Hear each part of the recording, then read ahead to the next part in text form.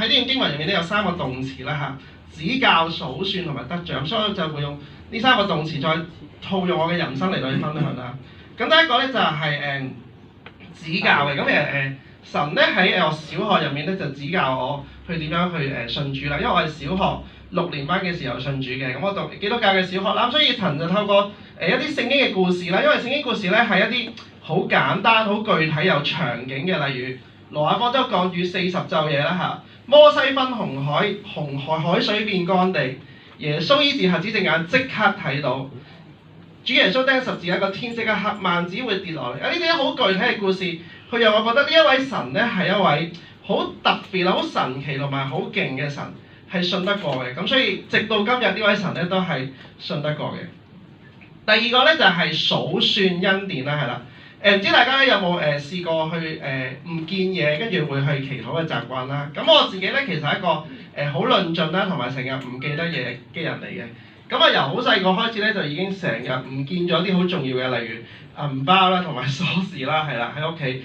咁我會點做嘅咧？咁我就即刻同天父祈禱啊！神啊，求你俾我揾翻個銀包啦！咁一祈禱完咧，阿神真係有恩典喎，俾我去揾得翻啦嚇。咁同大家分享一次好深刻嘅經歷啦，其實就係上年嘅啫，即係39啦嚇。好啦，去到咁啊去日本旅行啦，係咪好開心啦？係啦，但係玩下嘅時候咧，個銀包唔見咗喎。咁個銀包入面有啲咩咧？有18萬嘅日圓啦、身份證啦、幾張嘅可以碌到嘅信用卡啦。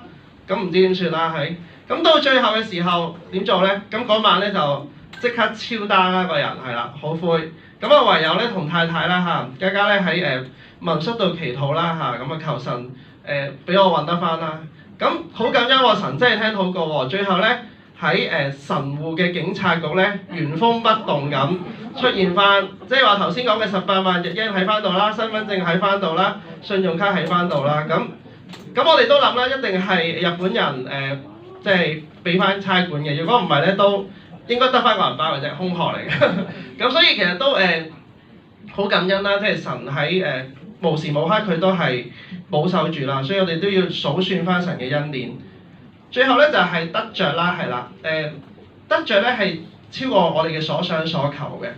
咁我記得細個嘅時候咧，我自己都好想有個心願啦，都想離開香港去外地嗰度生活嘅。咁啊頭先講到40啦，嗰個30歲嗰年咧發生件大事，就係我攞到一個日本嘅 Working Holiday 簽證。咁最後咧經歷好多波折啦，神一直都保守啦。咁所以最後一句啦，如果你問我人生有咩感悟咧，就係當你願意將所有嘢都交俾神，話俾神知咧，神會俾你意想不到嘅嘢。但係記住一樣嘢就係要等。當你事後回望嘅時候咧，你就知道神一直保守同埋帶領住你嘅。多謝。